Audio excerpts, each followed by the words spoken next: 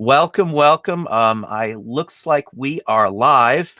You see who's next to me here? We've got Dom, primetime treasure hunter, of course. Good guy. One of the very few people that comes on here. Yeah, hang on a second. I knew that was going to happen. I'm glad I'm not the only one who There does we that. go. Doc. That's the one thing.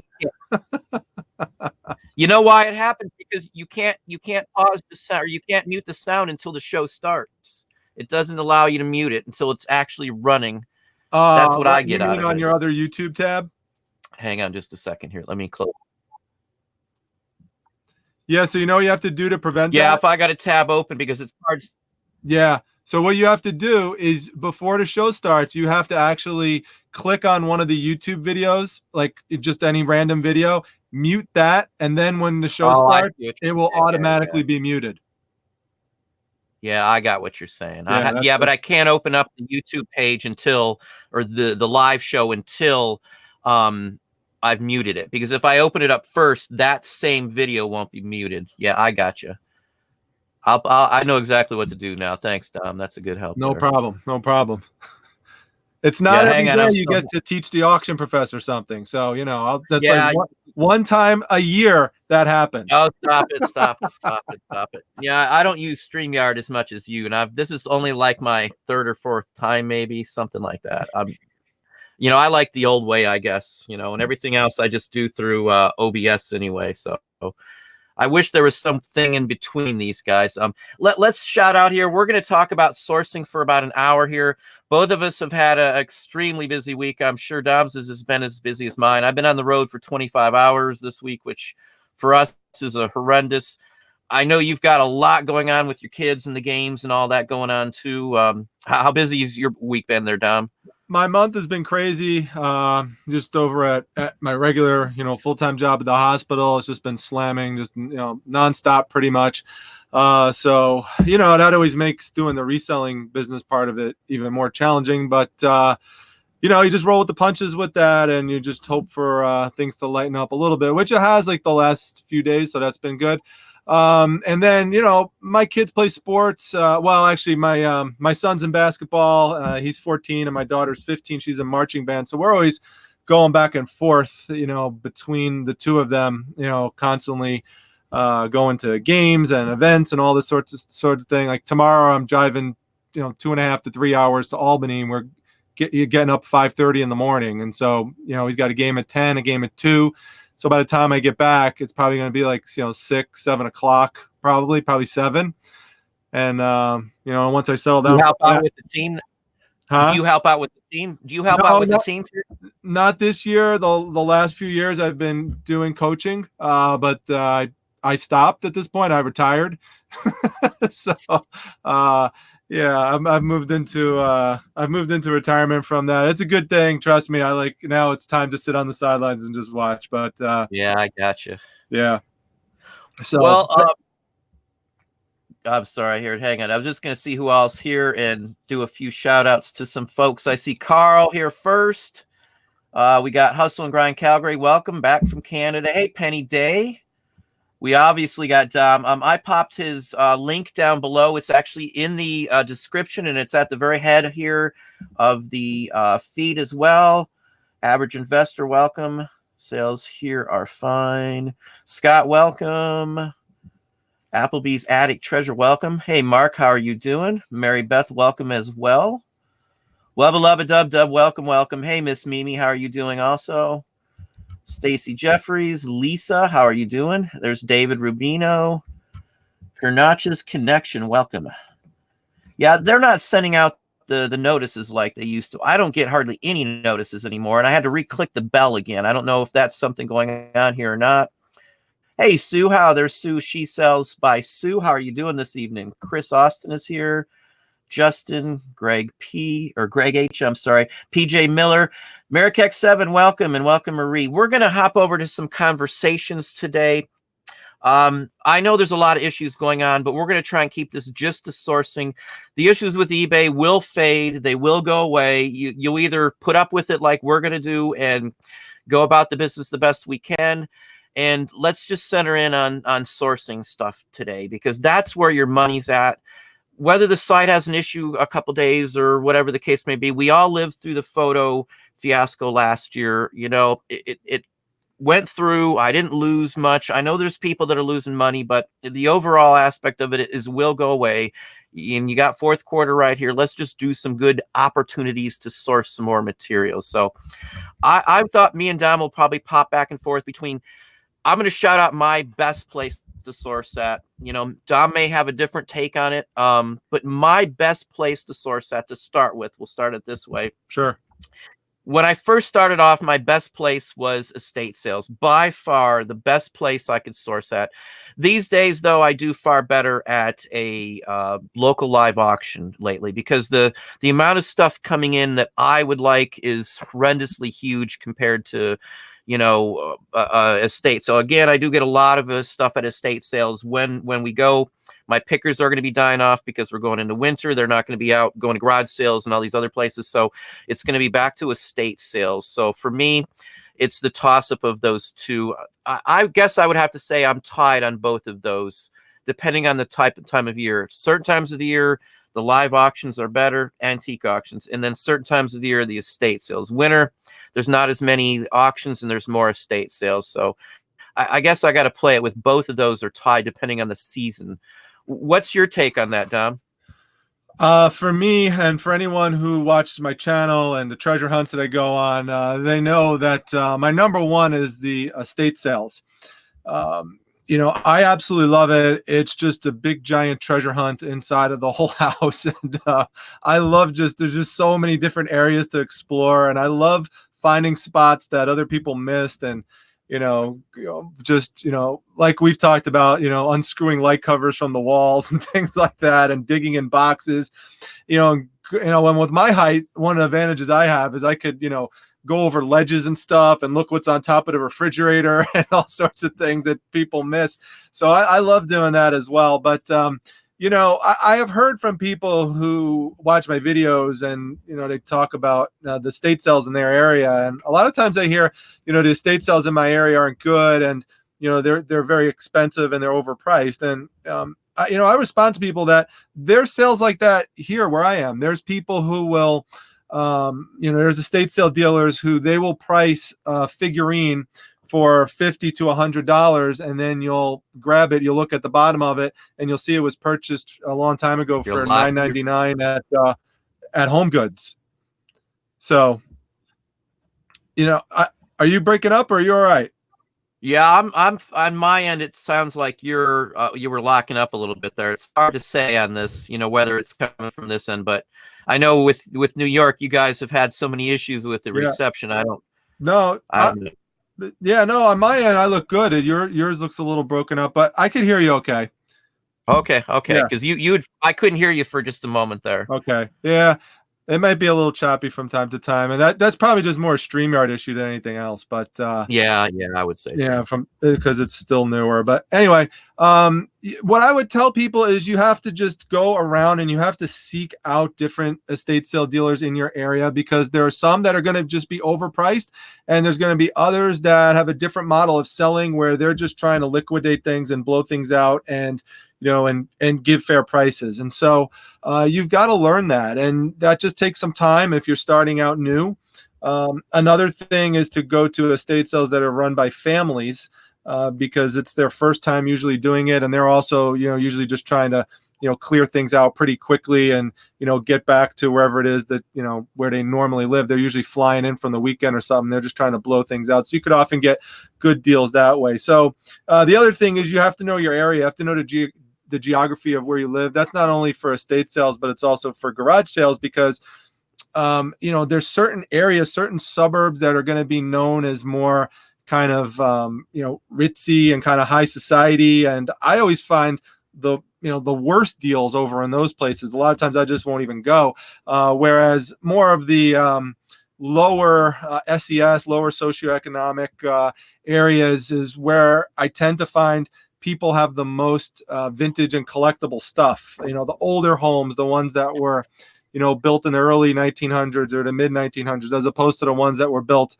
10 years ago or so. I find better garage sales there and better estate sales there. So it's a mix. Every You got to time. combine a bunch of different things. But if I see, for example, an estate sale dealer that I know I have a good relationship with that prices fairly in one of those areas that I'm talking about, that's like prime for me to go to source, because I know I'm likely going to, hit a gold mine when I go over there.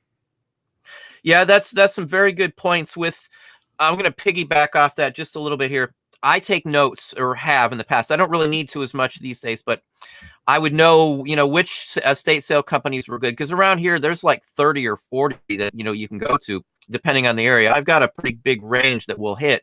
So knowing which ones are the best ones to go to, eliminating and not even messing with the ones that are constantly overpricing or putting eBay, sales sheets, this is what it's going for on eBay.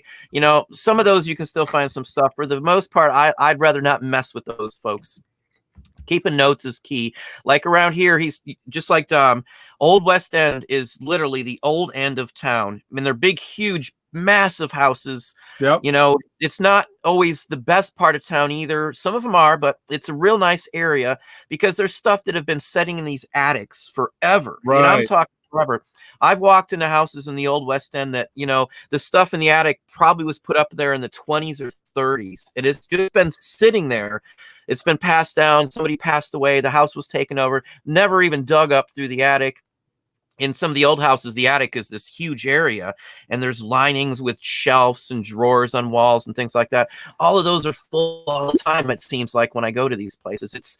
It's probably the best sourcing venue, at least for here, during certain times of the year. So it's a treasure hunt to me. I never know what I'm going to find.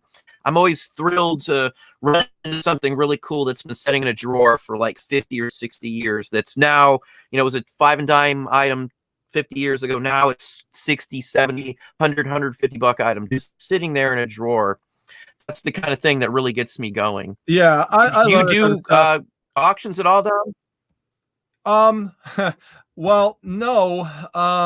There's not that many auction places around by me. There is one place around that's known for doing the most auctions. I did stop off one of them once. It's actually in one of my haul videos, and I stood there and I was watching the guy, and he was doing the auction and everything. And I've thought about going back, maybe that being a goal for next year, trying to hit some more of them up and see it. But the thing I didn't like about it is that you didn't really get a chance to preview the stuff or test it. Just like, for example, if they were like electronic pieces, I had no idea if they worked. If they were games, I had no idea if they were complete or not. And the lack of being able to, they should usually. I'm sorry. I think we're on a lag between us, it looks like. I was just going to say, like, the ones here, I can go like 2 to 3 hours ahead of time. And in some cases, I can go the night before to actually look at the stuff. Yeah. And most of the time, they'll let you play. I don't know what yours are like, but around here, you can usually get in there and at least touch them, feel them, and see what's going on with the items. At least those are the ones I go to. And that may be the case, because I think that they do say something about previews, and I never showed up to a preview, and so that's on me. But if I just randomly drop by, if I didn't get a chance to go to the preview, and then, in that situation, I'm kind of flying blind, and I wasn't comfortable sitting there and trying to make a purchase at the one that I had gone to. Now, I keep hearing from you and from others that they do well at auctions. And so that's one of the things I've kind of had in my mind that I may consider adding as a sourcing venue for next year. I'm not sure, but I'm definitely thinking about it and, kicking it around. The other thing that I didn't like about it, and I don't know, you tell me your experience with it, Don, because when I go to an estate sale and I buy stuff, I go up, I get it for just one great price, and then I wind up walking out. But at the auctions, a lot of times they talk about that there's a 13% fee, or there's some kind of fee that you have to pay to the auctioneer. And buyer's fee. Yeah, a finder's fee. Buyer's fee. Buyer's fee. Yeah. So it could be called anything. It just depends. Usually around here it's 10%. If you pay in cash, you get a 3% discount. So I always try and carry a lot of cash if I'm going to one of those places. That's what it is around here. Some of them have, a 15%. I've seen some that are even higher than that way in the past. Nowadays they're not that high, but 10% is about average. So if you bid $100, it's 110. Right. A lot of people don't figure that into it. Right. So that just the concept of that just just annoys me. But there's got to be a way to rationalize that. So tell me, how do I rationalize that? I mean, is it just that you're just getting such an amazing deal that the $10 doesn't matter? Well, I just always figure that into it. One thing also I can say on that is another mistake people make along that same thinking is when they've got, let's say, 10 chairs that are all identical, and they'll go, I got 20, 20, 25, 30, 35, or wherever they end up at times 3. And if you don't pay attention, they might be auctioning off 3. So if you bid 25 and he's doing it times or take all or something like that, you can end up buying all of those for 25 a piece, even if you only just wanted one. So that's the one mistake that I see a lot of people make, not knowing enough about when they're doing the buys, or he's got fingers up, or he's counting, or they've set aside a group of chairs. A lot of times if there's giving you a price, it's each, not the whole group of chairs or the whole group of whatever you see up there. Like if you're at it, and I let's say they've got boxes of 45 records sitting on a table. There's 5 lots of records, 5 different box lots. And if you're the high bidder on that box lot, you've got the choice to take all 5. And again, you got to remember, if you take all 5, you're adding another 10% on each one of those 5. So that's where you got to be thinking about your math before you get up to the table. Because if you take the bid, you can walk up to the table and decide you only want one of those bunches, or you can take them all. You got to understand what's going on at the specific auction. The best part of an auction, though, in my book, is showing up late, making sure all the big wigs have blown their money in the beginning of the auction, because all the good stuff goes up for sale first. So they're going to put everything that's high end when all the dealers, all the big wigs who got the money are going to be there. They're going to be there first. I'll show up later after the money started to dwindle down, and I'll sometimes just show up to go and get table scraps, which at the end of the day on the auctions around here, I can get a whole table full of stuff, sometimes for $5. So that's why it banks out, even adding 10% on $5 or $10 or $20, because I can get mass quantities of stuff at the end of it. Not always, you're taking a risk, but 70% of the time, I would say, was probably a fair and honest estimate of how much of the time that I do get a good return or a good bunch of stuff for minuscule amounts of money. And I will have to say too, that my biggest scores on stuff have been from auction purchases. I mean, a big mass amounts of money all at the same time. I'm not saying I don't make thousands at an estate sale, but I've made $20,000 on purchases from an auction, because there was just so much stuff in there that the good stuff was in there. Nobody searched through it, is the point. It was just so much stuff, right? That like we got I'm not going to say where, but we got some dust jackets, and we made, the first day I listed in the first batch, we made like $4,700. I spent $20 on the purchase. Okay. So that's the first day that I sold them, and we listed them in, I think it was 6 straight weeks. Every weekend we were doing them as auctions back then, because that's how they did. But it was close to 20 grand we made off of that $20 purchase. That's just one example. I've got dozens of stuff like that where we've made just thousands of dollars from pennies. And I'm talking pennies at these auctions, because again, I run into the same deal why I can make money at antique malls, because people just don't pay attention to what they think's junk. No, everybody in their world walked by the dust jackets. Who wants a dust jacket? There's no books there. I know enough to know that the dust jackets are harder to get than the books, for crying out loud. So like the Little Engine That Could, the first edition dust jacket's like $800 or $900. The book's only half that. So paper, anything paper. That's my thing. I can get papers galore at an auction, instead of fighting it out sometimes, because again, it's just all kinds of stuff thrown in. That's my take on it. Yeah, well, that's I mean, that's something that you and I have in common. We both love the paper, and we both love the bulk, and we're both not scared to put in the work to separate the paper, process the paper, list all that stuff, and we like doing it. We love it. And a lot of people are scared off by that, or they're not scared off by it. Some people, they just, like you said, they just think it's worthless, and so they walk by it. So that is good to know, because that's a good strategy I may use if I decide to start doing some auctions next year, is to look for like bulk paper all around. Call around and ask, do they do table cleanups at the end? Ask, sometimes there's two lines in an auction. That there'll be one doing paper.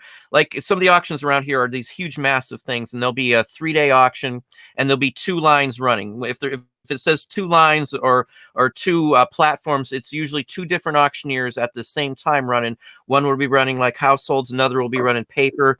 Comic books, the same thing. When they do high-end comic auctions around here, which I've been to some, one might be running just like DC's, and Independence. Another one will be running Marvels and, like Image or some of the newer lines off on that side, because they're kind of tied together, as you know. So that's the kind of thing you'll see. Or one might just be running comics. There'll be toy line on the other side running toys at 12 o'clock. When the last one runs on toys, that one flips over to, say, records. The paper will end. That one flips over to somewhere else. You got to know the layout of the auction, at least in my book. And most of the time, like if you go to auctionfinder.com or whatever it is, they'll Auction Zip. That's the one. Okay. And there's two there. That estate one has them on there too, estatesales.com. I think it has both, maybe. There's like 3 sites I use. It's all on favorite places. But so most of them will tell you the layout of the auctions. You would love some of the auctions. I mean, I know around here, my auctions aren't as good as some areas. If I find the stuff that I do, you must be you must have the opportunity at least to. They're around, but you know where the better auctions are? I know for sure, just not that I went to them, but just from talking to people, a lot of people go over to Pennsylvania for auctions, which I've heard that. Can't be that far from you either to just go over there. I mean, have you gone to any Pennsylvania? How many? When I worked in DC, we went to a few shows up there. There was a huge one. I want to say Pennsylvania Dutch something was in the title of the event. This was 15, 20 years ago. If you watch American Pickers, Mike Wolf, he says all the time that of all the states he travels to, his favorite state to pick is Pennsylvania. And all these, these northeastern areas is just great. There's just so much history here. 2 other things about auctions that I would mention that is at least around here that's kept me away from a little bit is one place, I won't mention the name, but one place is known for, at least rumored, to use shill bidders. And so, that is frustrating. You and I are big on honesty. I just talked about that last night in the last video that I did. And when I feel like something's rigged, that that just frustrates me, and so that's kept me away from one place around here. And then the other thing is there's another guy who, again, it kind of seems a little dishonest. They do the whole thing where you have to, you got to hold up the card if you want to bid, kind of thing. There's one guy I know, I'm friends with him, and he wound up there. You just talked about big comic collection. Well, he wound up spending about $5,000 on a comic collection that was not even worth a third of that. And one of the reasons why is because he was holding up his card and not paying attention during some of the parts towards the end when they were calling out higher and higher numbers. And he got nabbed with a $5,000 bill at the end of it. And he's just stuck with this collection that's not worth anything close to the $5,000. I mean, it's a joke. And I talked to the guy who sold it to him because the guy was doing estate sales, and I mentioned the whole thing because I started talking about comic books, and he's like, yeah, so and so, yeah, and he's laughing about how he wound up selling this collection to this guy for $5,000, even though he knew he didn't want it. And so I said, well, that knocks you out. I'm not going to any of your auctions. Yeah, that way you do business. I'm not participating. I get it. I in a way I can get it from both sides, but I wouldn't have made fun of the issue. It wouldn't have been a laughing matter. I know why they do it, because I know some of the auctioneers around here. And let me just shoot on this. One of the auctions around here, people who work there bid on the same auction that they're at. So I don't think that should be right. You can report them to the county or the state, I think the state board. But shoot, I just lost my whole train of thought on that one. Gee, that's terrible. My brain. Are you talking about the shill bidding or the? What was the other part? I'm sorry. Well, there is the shill bidding, and then there's bidding someone up when they're not paying attention. Okay, yeah, I'm sorry. I've been busy all day since like 5 this morning. When they don't pay attention, what happens is that they had the opportunity to sell them. They had a full house. They advertised those specific books to be for sale at that auction. So they're supposed to sell them. So I can get their want to recoup the cost on some of it, and if they bid that high, well, I don't know what to say on that one. That one's a tough one. I would never make light of somebody messing up. But again, if they're selling this, there's a deadline to get rid of the estate, which in some cases they've got a contract that says this is the final date. Either what's left over goes back to you at that date, or at the end of the day, they're able to purchase the rest of the estate that didn't sell, and they'll dispose of it themselves. That's what half the companies around here do. I don't deal with anybody who allows their employees to bid on their own auction. That's screwy.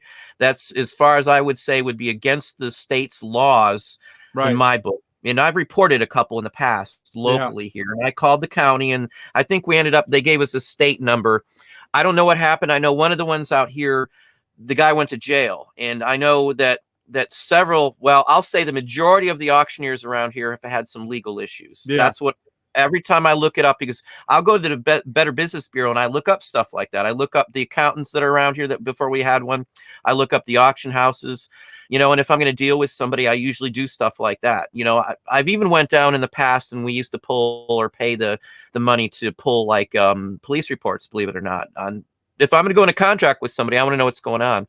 If I have to pay for a lawyer to fill out a contract with somebody, I want to make sure that I'm not wasting money to start off with. It's worth it. I think it was like $24. We could get a police report back in the day, 5-10 years ago. I don't know what they are now, but that's what it used to cost. I don't know what extent you get into that, but if I'm signing a contract and, it's a binding legal contract and I got to spend, the initial hour on a lawyer, I'm going to make sure that I cover myself with a deal to begin with, and I'll spend the 20 some odd bucks on the yeah. Well, there, Carl is chiming in on it, and Amazon Seller 99. Amazon Seller 99 said very few auction houses scam, just go to the reputable ones, which is kind of like what I was talking about with the estate sales. The problem is where I live in Syracuse, New York, it's a pretty small city. And so there's not that many auction places. And so the ones that are around are the ones that, the main ones are the ones that have the issues. And so that's why the people that I know around here that do well at auctions, again, they go to Pennsylvania. So I'm probably, if I do auctions, I'm probably going to head out to Pennsylvania, maybe do like a little weekend road trip or something and, see what happens. I don't know. Yeah, I mean, as I said, we've been there years ago. The best place I've ever sourced in country-wise is in Brimfields, Mass. That's literally the best place I've ever sourced in my entire life. We just had so much stuff that, we were sending stuff back as we flew there. And, so we were sending boxes back like every other day that we were sourcing up there. And we ended up we flew in 2 days early. We arrived on, I think, Friday night instead of I had to be there Monday. And the wife went too, because I had a per diem and it covered, all the food and all that stuff. But so we went in early and we spent 2 straight days. I was more tired from Brimfields than I was from working, and I worked pretty hard at that job, but it was an enjoyable. I mean, we did it 3 times in a row because it just happened to be Brimfield was going on. And that's the biggest flea market I've ever seen in my entire life. The biggest place to find anything. Yeah. And I always watch it on TV, and I've wanted to go there, but I wasn't able to put the logistics together to make the trip. But I definitely want to go to Brimfield. I'm going to have to bring a big oversized vehicle to do it. So. Yeah, you'll need a panel van. I'm telling you. Right. Even with spending a ton of money to ship stuff back, I mean, we made a fortune. I mean, we found like Confederate buttons for like $15. You're talking $600-700 pieces of clothing buttons for like $15 on a card, just sitting there. It was just books, first editions. I even sent back shotguns and stuff like that. I mean, because they were British double barrel shotguns with engraved hammers with like sea serpents on them and stuff. It was just an awesome piece, all engraved and sketched in the maker's marks, and I was paying like $50 a pop. They called them wall hangers. I mean, I just couldn't believe it, because we ended up selling those for like, I think one went for $650 to England, and then they spent like $120 to have it shipped. And then, I mean, we sold all kinds of stuff from that area. That was like one of the best places. I know there's some folks in here, and Annie and stuff like that have been up there too. Brimfields was always the best. Yeah. Every city and state I've been to has a mini version of Brimfields. So, I'll have to check out Pennsylvania, though. I mean, Columbus isn't bad when we go down that way, but it's a bigger city. I was just in Ann Arbor, and for those, I'm sure there's probably a few folks from Michigan. Ann Arbor has some really good spots that I'll have to check out. I wasn't going to do that, but there was a lot of places. I made notes on the whole way there. I just recorded with the phone and stuff, here's an address, there's a location, so I can plot out some charts. And then I found 2 new flea markets. So I love flea markets too, and I think you do too. You go Sundays, if I'm not mistaken, don't you? Yep. Yeah, flea markets are fun. We could talk about flea markets. I should just mention one other thing about auctions, though, that some people may not know about, which are online auctions, and some of them are run by other resellers that we know. For example, one person, Donna, Donatella, she comes on here once in a while. I think she's giving you a few super chats. She didn't ask me to say this. I'm just saying she's known. No, you're fine. She's known for doing this. She does a lot of storage unit cleanouts, which we could talk about that too as a sourcing venue. But a lot of times when you're doing storage unit cleanouts, like Wade does that as well, you wind up, if you do a lot of it, you just accumulate so much stuff so fast that you can't possibly process all of that stuff if that's the main way you're getting stuff and list it all on eBay. And so a lot of people are doing it takes a lot of space. Yeah, you need a lot of space, and they're wholesaling it out. And so one of the things that Donna does, she has her own channel, and every once in a while she'll go on there and she'll just auction things off to other resellers who just want lots of things. And it could be electronics, it could be clothes, it could be postcards, whatever. And other resellers come in and they buy it, or even not even resellers. Sometimes it's collectors. You have fans who have it, a following for your channel, and they want to buy stuff from you. And so that's just another way that, if you're selling, where you could sell things on there too. But it's also a way to source. It's both for selling and for sourcing. So it's something to look into on YouTube with people and trust, and you may be fans of. I want to say Wade's done that with some clothing. I think he told me too. Wade actually started, and we're both friends with Wade. We both trust Wade. Wade's a good guy, yeah. Great guy. He actually just started something new called Venture. He's known as Wade's Ventures, and he started something called Ventures Wholesaling. That's what I saw. That I saw. Yeah, he has an Instagram account where you can follow him there, and he'll actually post on Instagram big lots in the giant Home Depot boxes that he's selling, and then he'll ship it out to you. So that's just what I'm saying, is it's another place as a reseller too, where you could go sourcing from other resellers who you, like I said, know and trust and feel comfortable with, that they're not going to, pull a fast one on you or something like that. I've been hit up to do that with paper and stuff probably 50 times, no exaggeration, about setting up some lots and doing just that same thing. And I'm sure it's coming from other people that are doing it too. Maybe at some point I may end up doing it, because we've got a ton of stuff, like record wise.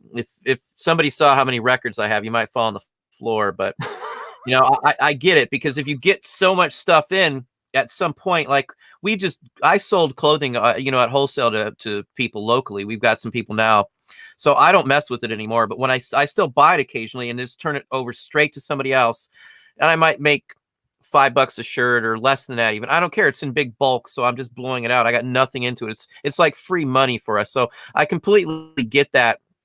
When somebody has it, just because they're a seller and it's a huge box of stuff, I don't mess with stuff below a certain amount anymore. And it's good stuff. It's stuff that still sells, but it's just not worth my time, I guess. So for those starting off, those are good sources, I would say, in my personal opinion, to get stuff. I mean, I wish there was an opportunity way back when I first started to get stuff like that, but I had to fight it and crawl through the trenches just to get to the point where I'm at now. So, and I know you work very hard. I the comments you had about falling asleep on the sofa got me too. I know where you're coming from. So, like last night, I didn't get back with you because, man, after the show, I'd been on the road so long that by the time the show was done, I was barely able to stay awake, and I had to get up at 5:30 in the morning, or it was 5:45. My kids. I had to go to UT, the university out here. Then I had to come back. Then we had the dentist appointments and back. And then I had employees. And then anyway, it's been a long day from start to finish. So, Yeah, I know. We're going to have a day like that tomorrow. And, but actually we have a question in there in the chat about Goodwill price increases, which is, it's relevant. I think it's relevant to this conversation because, I mean, you need to know, if a lot of people who are just starting out in reselling, they just go to thrift stores, but you need to know other places to go out and source. You can't just limit yourself to thrift stores. Especially because as was just mentioned in the chat, the prices are increasing. I know, Don, you've talked about on your channel that the thrift shops in your areas, they're really not that great. And I actually did a video on my channel a while ago that says why I hate going to thrift stores to source. And I'm very clear in there. It's specific to my area. I know other people have ones in their area that's good. Like some people have Savers and they love it. There's no Savers by I love Savers. Ours Yeah. went under. Both of ours closed down and shut Right. their doors. Yeah. We always found stuff at Savers. Yeah.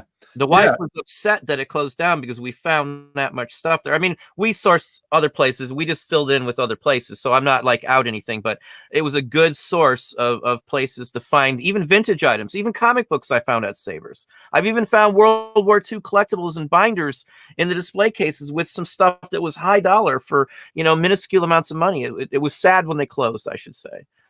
By the way, I found this little auction hammer here to the side. Should I kind of tap it as we transition to like new subjects? I got a couple of those too. I've got a gavel from a judge. All right, we're going on to the next thing here. Well, why don't we touch on flea markets just for a few minutes here, and then what kind of mug is that? A Taz? Yeah. See now, yeah, Don, I like to make history every time I'm on your show. The last time I made history because I accepted an offer from Carl. So did that first on your channel. Then Carl did that again. He bought that giant old head from me that I put in the refrigerator to scare Mrs. Primetime. How did that go over with Mrs. Primetime? You actually hear Mrs. Primetime scream in the video. So go back a couple haul videos. You see me plant it there. Now the thing I actually didn't tell people about that, because I did let them know my father-in-law was there, so her dad's there. And he was in on the whole thing. So when I'm looking over laughing after she screams out loud, I'm looking at him and we're both dying laughing the whole time. She took it really good. She's used to me doing practical jokes. But this is the first time I'm actually busting out some cups and some mugs. I have so many mugs. Mrs. Primetime does not want me to buy any more mugs. I have so many of them. So I might as well share them with all of you. Maybe bring a different mug out in each video, because previously I've been chugging these 1 liters and I'm like, you know what, that probably doesn't look so great. So maybe I'll just start drinking out of these cups. So here we go, Don. The first time I'm busting out a cup on your channel right there. Oh, you want to play cups? Next time I'll bust a cup out for you too. All right, we'll have the coffee cup night. Yeah, we'll have a cup competition each. I do like coffee cups. The wife's got some really cool ones too. We actually buy some just for that reason. So yeah, I'm hesitant on doing the pranks too much. Let me stop for just a second here and just say something. Talking about wives, I cannot speak enough how grateful I am that my wife, and I'm sure the same for Dom, that my wife has been so supportive and is involved in what we do. It's hard for somebody being a single person on here, and I completely get it. If my wife wasn't involved in this, I wouldn't be where I'm at. I wouldn't have the support. So just a big thanks to the wives here, the support teams that we have. Dom, I know the same way. The kids support him.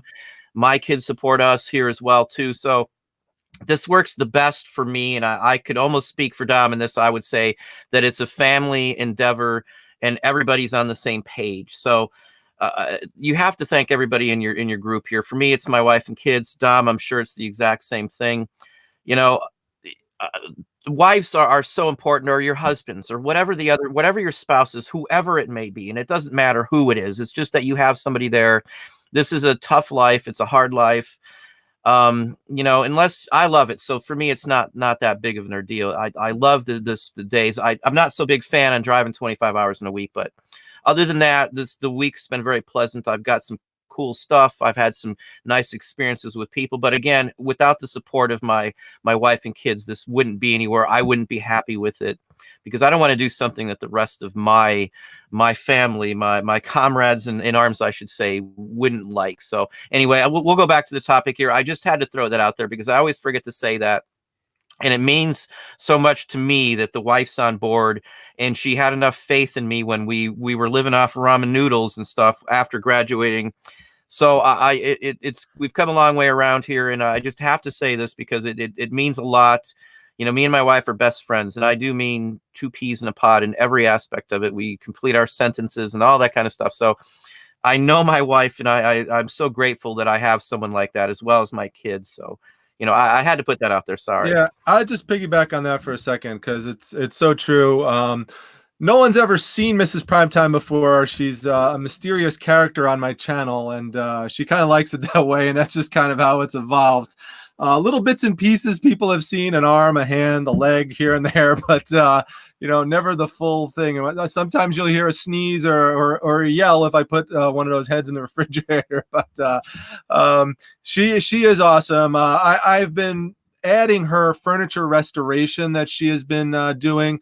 Some of those side projects, and a lot of people have enjoyed watching that. She's very artistic. She's very creative. She is good at sourcing. Recently, I showed people a $10 item that she picked up of Facebook Marketplace, the Peanuts piano music box that we flipped for $80. So she'll find stuff like that. She's got a good eye for things. Remember, she used to go with me to the swap shop, which is a big outdoor flea market, which I know we'll get into soon.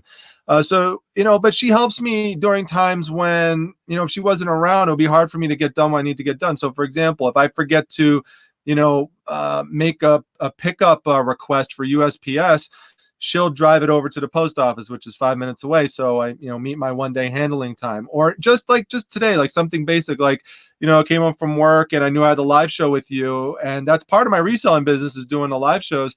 And, I went for a walk with them and then played some basketball with my son on the driveway. But then, there's still plenty of time left in the night, and she's spending some time with him, because if it wasn't for her, I can't then come down and do this live show, because I'm not just going to leave him sitting up there all by himself while I'm down here for an hour and a half or something. So those are the things that are needed to, be able to function and do this type of work that we're doing. Yeah, I fully agree. I mean, my wife did a awesome job. The kids are as good as they are because of the wife, and it's a big plus. And I know we don't talk about stuff like this as much, and I know that everybody's not married. It's a tough job when it's just you on your own. So I'm not saying you have to have somebody in your life, but I'm thankful for what we have, and every day I think about that, where we've come from, and the fact that I couldn't do this without help. So it's not easy as a single person to get to where I'm at, or somebody. Most people have some help. So I guess that's a gist on it. We'll slam down that gavel here, and let's hop over to flea markets and go back to sourcing here for a minute. I hated to kind of sidetrack it there, but that's been on my mind for weeks to just bring that out there on one of these shows. And sometimes I forget to say that. So I know I'm terrible on typing up comments while we're talking, so I do apologize to everybody. No. I'm more in the conversation, I guess. I'm sorry. We'll hop to flea markets, as I know me and Dom both do love flea markets. Flea markets are a big, huge treasure. You get exercise while you're doing it. You get to see a lot of cool things. The flea markets around here some of them are like acres. I don't know what yours are, but some of the ones out here that are only like once a month are these huge, expansive.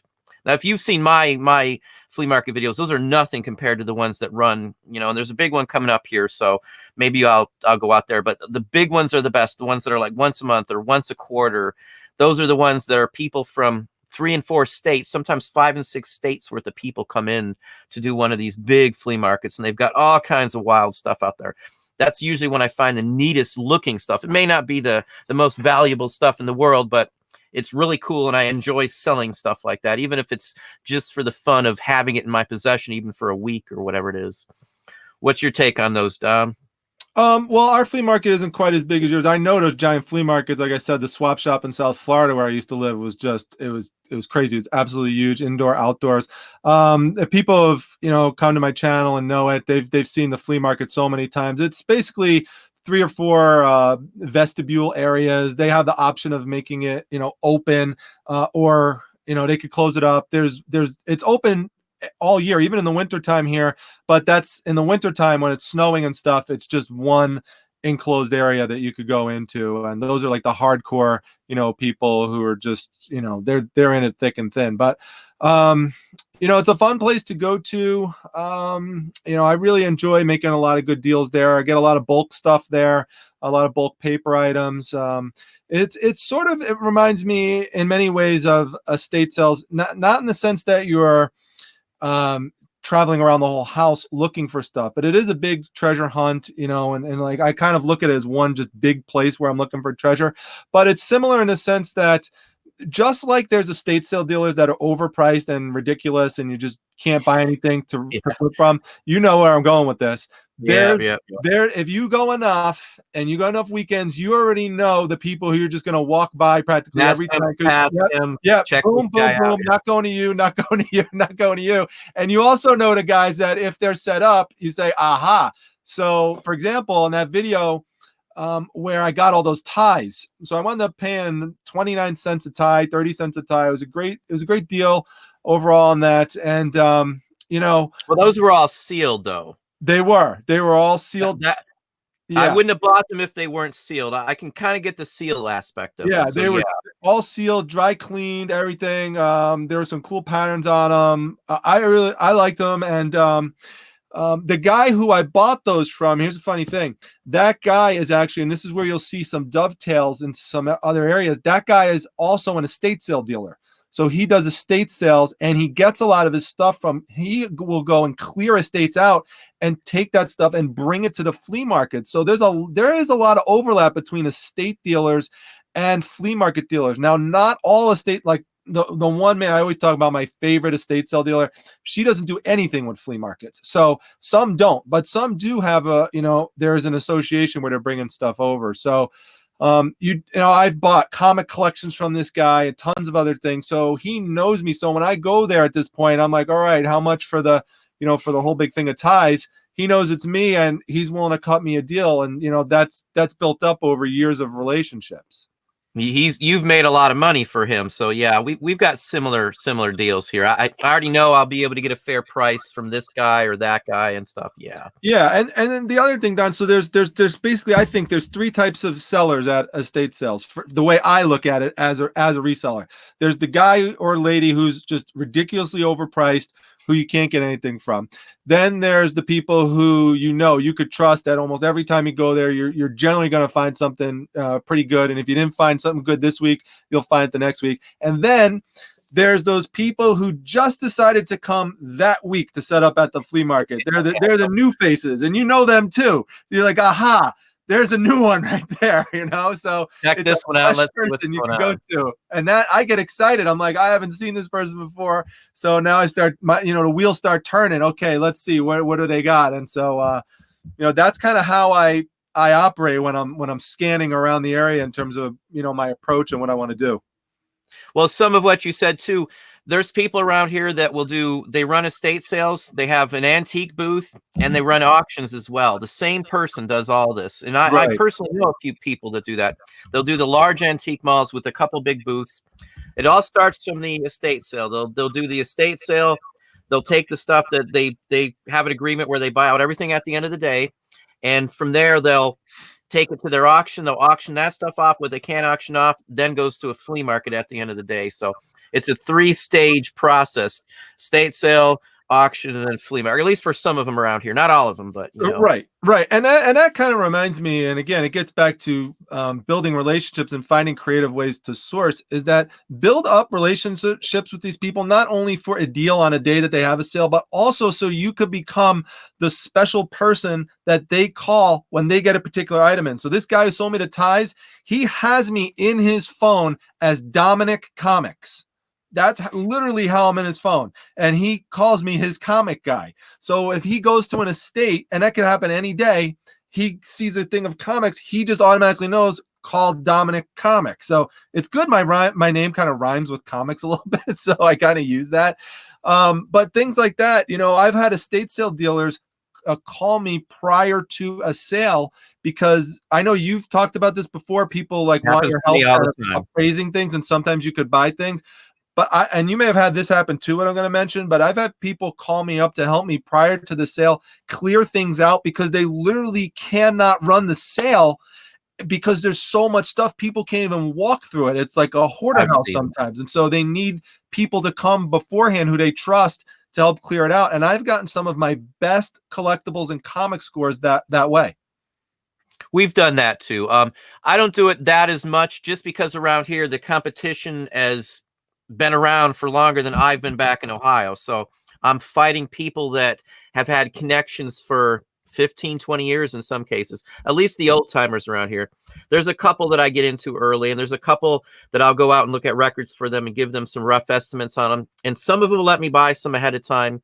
Like one of my pickers, he's the record guy. If my wife asks where am I going, I can tell her the record guy. She knows exactly who I'm talking about, because I got like a picker that just calls me for records. I've got one that picks 78s up and postcards and photos, and I got another one that's my comic guy too. So if I need something like that, and if I see his name on my thing, some of them say comic guy instead of his actual name, I know who it is. So, it doesn't matter to me. But my phone has, stuff like that in it, Bookman and stuff like that, or my rock and roll. One of them's a rock and roll guy who gets me posters and stuff like that from like record shops when they go out under and stuff. And I've got thousands of those from this guy. Same thing, building connections like Dom's saying. He knows these people. I've been dealing with some people for years and years and years. So I've made them a lot of money. So they do give me better deals and they call me first. But there's a drawback to this. And I've said this before. The drawback is that I can't stop sourcing. Right.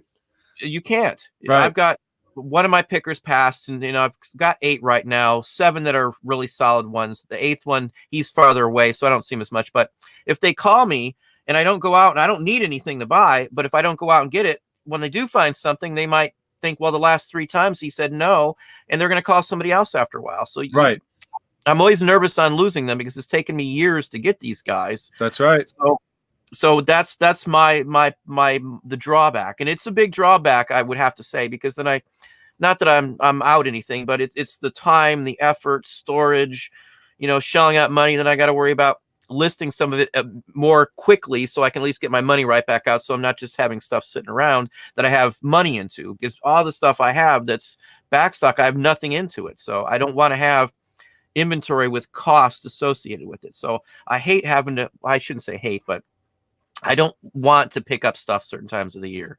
That's why I'm always glad when we're going into this time of season, because there aren't all these sales anymore. I don't get all the calls anymore. So, I mean, that's the drawback for me. I know for other people who don't have massive inventory that that's not an issue, but for me, it's an issue because I don't need anything else, but I don't want to miss it when it does come around and he's got, I can't think of a comic book in general, like Detective Comic 27 sitting on a shelf for $1,000 or something. I don't want to turn down something simple. Amazing Fantasy 15. That's what I was thinking about. Yeah, but I collected Detective Comics and Batman when I was a kid. So Dark Knight, I can't beat that. The newer ones, obviously, but yeah. Yeah, there's drawbacks to everything, I guess, but I mean, just someone in the chat was asking, well, do you like going back to estate sales? But you could even say this with garage sales. Do you prefer to go to the beginning or the end? You have pros and cons either way. Toss of a coin. Yeah.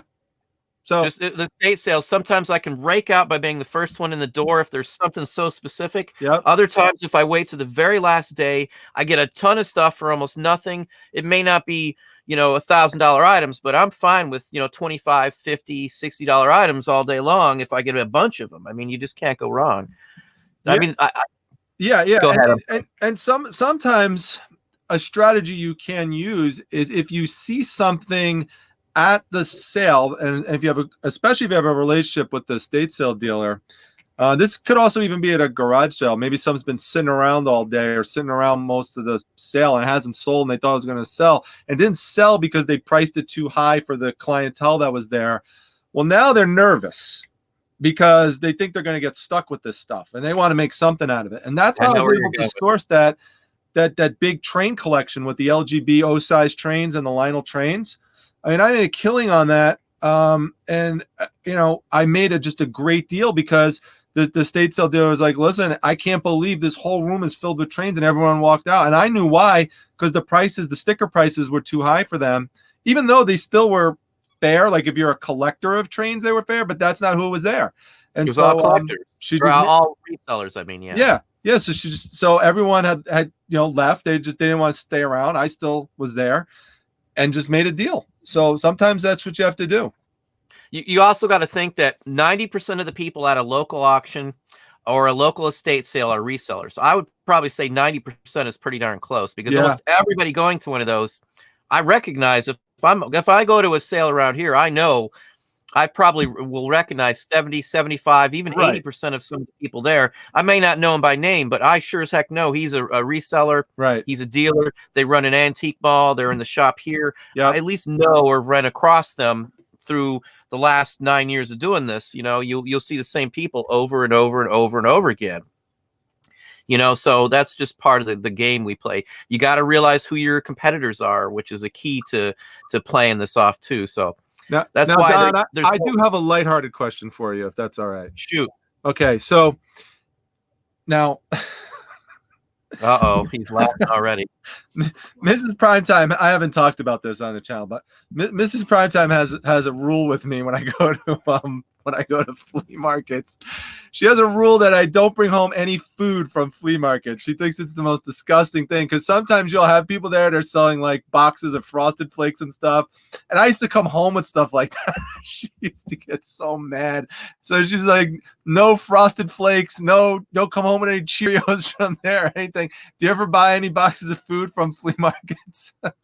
Not from flea markets, but what I'll tell you is when we lived in Mississippi, there's dented like food thrift stores.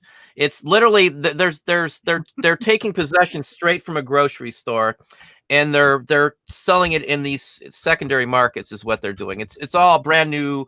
It's not like somebody found it in someone's drawer and they're going to go ahead and try and sell a box of Cheerios. It's massive quantities. Sometimes it's pallets of stuff. And we used to shop there because you get like talking about Cheerios. I could buy like 6 boxes of Cheerios for $1 in Mississippi. Right. And I'm serious. All the dressings we got there, because you could get like $5 bottles of dressing and stuff, like 5 and 6 for $1. Brand new, you know, nothing wrong with it. Meats we wouldn't buy in a place like that though. But I mean, anything freezer sections, it would be like from Marriott Food Distribution or something like that, would have pallets of stock that would have went to a restaurant that the restaurant backed out, went under or something. So this is all over in Mississippi. This was a huge thing in Collins, Mississippi. They had it, Hattiesburg, everywhere we went, Jackson, Meridian, they had them all over the place. These are like dented food things. And we saw them in Alabama once or twice too. So we did buy a lot of that. We didn't have a lot of money, so it was semi-essential, but you know, some of those were great deals. We couldn't believe it, because I'm a big Basic 4 fan for cereal, and honeycombs is another one of my big ones. I love honeycombs. We could get those for like 3 for $1, and Basic 4 is like $5.29 around here, and you're talking they're less than $1 for a box of Basic 4, which is one of my favorites, tied there with honeycombs, of course, or Count Chocula or Boo Berry or Frankenberry or any of that, because they make them here, and in some times of the year, that's all you can smell is Count Chocula cooking, you know, because they're literally cooking it up to make into the things. General Mills is right down the road. Well, not right down the road, but love the smell. Yeah, well, you have different views of it in the chat. Mrs. Mimi was doing what Mrs. Primetime does. She was putting in the vomit emoticons. But then we have other people like Carol. She's saying, you know, hey, food is food. So now I just say it. I don't bring home anything anymore, but I just say it to kind of just get Miss Primetime going. I'll send her a message to say, I think I'm going to get a box. I call them frosted flies. Just I don't get them from the flea markets though. They do have auctions around here that are like canned goods and stuff. I've never been to one, but I know they have them around here. There's a city called Delta, Ohio that has them, or used to have them, like last year. In fact, so you know, whatever you need to get. Some people have to get it that way. And when we were in Mississippi, there's a lot of folks that wouldn't be feeding their kids very well if they didn't do that. So you know, we've been on the bottom rung at one point in our life. So I get it either way. I wouldn't personally bring home something from the flea market. I don't go. Like if you look on Craigslist around here, half of the ads are for like coupon cutters. There'll be, you know, bottles of a dish detergent and you know, washing machine soap and all that kind of stuff, you know, laundry detergent and stuff. And there'll be, you know, hundreds of deodorants and all this kind of stuff, or there'll be canned goods. A lot of times I'll see like 64-ounce juice bottles, you know, the like, you know, Minute Maid and stuff like that at these sales. And that's sometimes half of the ones on Craigslist around here. I don't do that because I feel weird doing it. But if it's chain of custody for food is a different story, because, you know, they have to keep records and, you know, it's all inspected. So I'm okay with those kind of places, but I don't buy them from a flea market from Joe down the street who happened to get 40 cans of something that he found in the basement somewhere. You know what I mean? Right. And that's my take on it. I didn't know though, Don, that we had another thing in common, which is a love of these cereals so much. So I grew up literally I could walk between my house and my school was General Mills. wow. And for my entire childhood life, every year they opened it up just before Halloween, and you take a tour of it, and you get a box of the 3 Chocula, Boo Berry, and Frankenberry, or yeah, the 3 ones of those. I know there's another one, but Yummy those are the Mummy. ones they always have. Yeah, that's the other one. I think there might be 5. There is another one. I could be wrong. No, there's another one. But it's like an odd.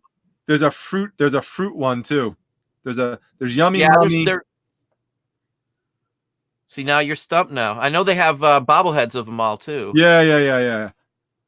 But the point of it was that, they'd set it up, and since Jamie Farr was from here, one year it was MASH, and they had this whole thing. You had an army Jeep inside the plant, and you get a free box of cereal. My parents never bought me flavored cereal when I was a kid. It was Cheerios with sugar. If I wanted anything on it, you had to sprinkle on yourself. My mom would never buy pre-sugared cereal when I was a kid for my entire life. Nothing pre-sugared. She either made the bakery goods like cookies and stuff, or the fudge herself, or we didn't have it. So, that was it. So I was always excited. And the smell of that place for my entire childhood, for 10 plus years of my life, was smelling Count Chocula and Boo Berry cooking, certain times of the year. And the rest of the time it was the smell of the other good cereals that I never could have. So it's one of those smells that I'll never get out of my brain, from my whole childhood. I am jealous. Yes. So I just came back to me. So it was, I said Yummy Mummy. I said there was a fruit one. It's Fruit Brute. Fruit Brute. That one does sound familiar, but I can picture it. Was rare. It rarely came out. But I know we're going off topic, but when we get back on topic, but I do have to ask you, if you were to pick 1 or 2 cereals from your childhood, and people in the chat could put this in there too. My whole childhood was Cheerios. No, but if you could pick 2 that could come back that aren't there, which 2 would you want back? I never had any of them. I couldn't tell you. But there wasn't one. Oh, that's true, because you didn't have. Hand to God, my mom never ever in my entire life bought anything that had sugar coated on it. Nothing. I'm being totally serious. Yeah, I never had them, except when I went to General Mills. That once a year I got a box of cereal for myself. That's the only time. See, I can't remember if General Mills made. There was a cereal called Buckwheats, which was delicious. And then there was Cookie Crisp, but there was a vanilla wafer one, which was out of the world, and they never made that one again. So I like Cookie Crisp. I mean, these are all I've had cereal as an adult. Cheerios was my whole life. Yeah. If I was lucky, she had like Raisin Bran, and as a kid, I didn't like raisins. So the choices were those 2 because my mom liked Raisin Bran. So I was deprived on cereal, I guess you could say, other than that one time, and that was literally it. But now in adulthood, you've made up for it. I try not to, because I don't want to have, I don't want to have to go on a diet. I eat too much junk food because literally I do a lot of sitting and traveling lately. So I got to stick away from sugar. I've got honeycombs upstairs right now, if that answers it. Yeah. Well, I'm glad with honeycombs, they brought back the older version because they had changed it. And I didn't like that stuff. Yeah, so did I. It tasted so generic and so processed. I couldn't stand the new process. I told the wife, man, I wish, and they did change it back, thank God, because it was awful. It even looked weird. It had like a shiny look to it compared to the old ones. Yep. Yeah, that always aggravated me. Well, let's hop back to just a few, because we're running at the time, and I know we both have stuff to do early. So why don't we just touch on one last good sourcing tip here, and we'll do some last words. I'll let you go first, and then we'll shout it off from there.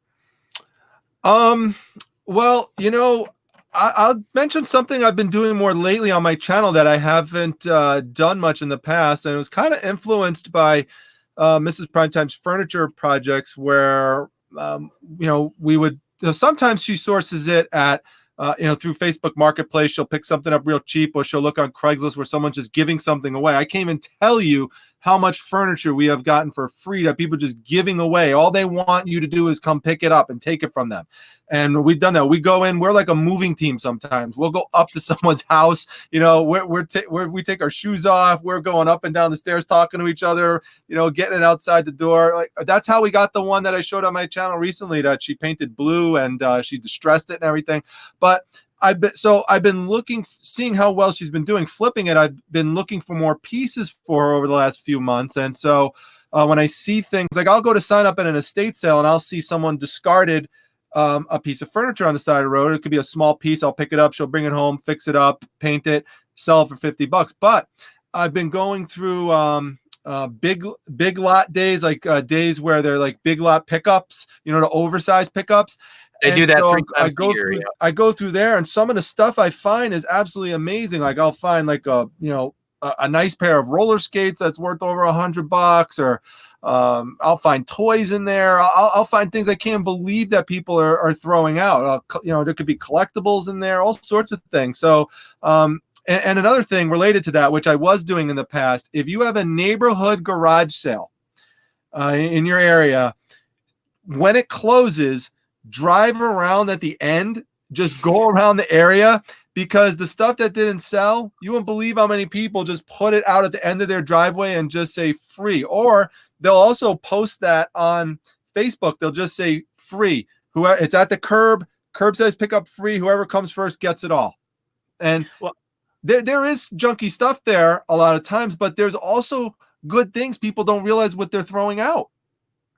Yeah, I'm going to piggyback on that same thing, because that's a good thing here around here. They do the community garage sale one week, and the next week is the mass pickup day. So it's 1 week after another. So everything always goes out at the end of that week, because it starts on Wednesday, the garage sales, and then they run the ones around here through Saturday. So it's a 4-day event. And then our pickup for garbage the next week, there's 2 different pickup days, Tuesdays and Thursdays, depending on which company you had service your garbage. Around here, you have to find your own garbage men. We had to, contract with somebody and stuff like that. Waste Management is who we have. So I always know when to go out and look. And usually I found reel-to-reel players. I found like 4,078 sitting down by the curb before. I found... some really nice fancy furniture. We found a bird's eye maple chair before with a nice back to it. Just a lot of stuff on those days pick up. Of course, 90% of the stuff's junk. The only concern on that is that there's so much competition on those days around here. You'll see people driving around with trucks all night long.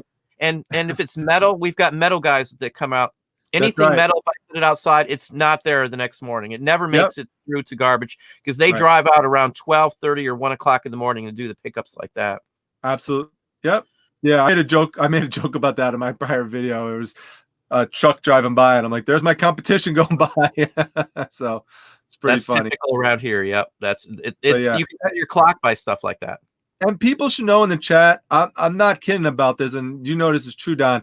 We literally talked about in this hour a fraction of the places you could go source. We should do another show on it to cover like additional things, like maybe more off the wall obscure places that people don't think of. But we have to do a couple shows then to do that, because I could tell you some really outlandish places we've sourced at. Let's do that. Let's do a show like that. We should do another show like this one day, because we covered a lot of the main ones, a little bit of some like creative things, but there's some real interesting places. I'm gonna save my thoughts on those for another show. Yeah, there's a lot of bizarre places we've been into. The ones that I always like are the ones you can barely walk in. You got to turn sideways to get into. Those are usually the ones that have the most buried stuff that you can find here. Well, we'll just give you a final thought here. If Dom wants to shout out a goodbye, I'll say goodbye, and we're going to cut it off at there, because we both have had a very busy last few weeks here. So he's got somewhere to be in the morning, and so do I. So why don't you give a holler out to say goodbye for us here, Dom? Yeah, sure. I appreciate all you coming by and supporting Don's channel, and coming by. And there's a lot of funny interactions in the chat, and a lot of you I know, some of you I don't know. And if you if you enjoy treasure hunting, as you can see, my name is Primetime Treasure Hunter, so I love doing that as well. And I go to all sorts of different places to go source. So if you're interested in that and watching some treasure hunts and all sorts of other videos, I have almost 500 videos up on my channel now. So getting close to that, about 5 away. So come on by, check it out, and I would appreciate your support over there as well. So thanks, everyone. Well, I'd like to thank Dom, obviously, for coming on. Dom's a good guy. We do chat quite often. I'd like to thank everybody for coming here, too. I just popped Dom's link down to his channel down in the bottom of the feed here as well. If you haven't subscribed to Dom, go to his channel and subscribe. I think you'd be crazy if you didn't do it.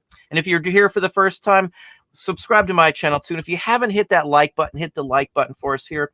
One more quick call out. Tomorrow, I have a video going up of a antique mall. Somebody have a challenge. Somebody said you're not going to make anything at this one. I've been in there before. We're going to show you an inside look at it. Patreon, you're probably going to get to see some mix-up shots that I can't play on YouTube because of the music in the background. You'll get to see some of that because I conversed and we went over, and you can hear some bickering with prices on things there too. So anyway, that's coming out tomorrow. Again, I'd like to thank everybody for coming on tonight, and I wish you all well. Hopefully eBay fixes everything, and we'll all be back rolling for a good fourth quarter. But have a good evening, everybody. Bye, everyone.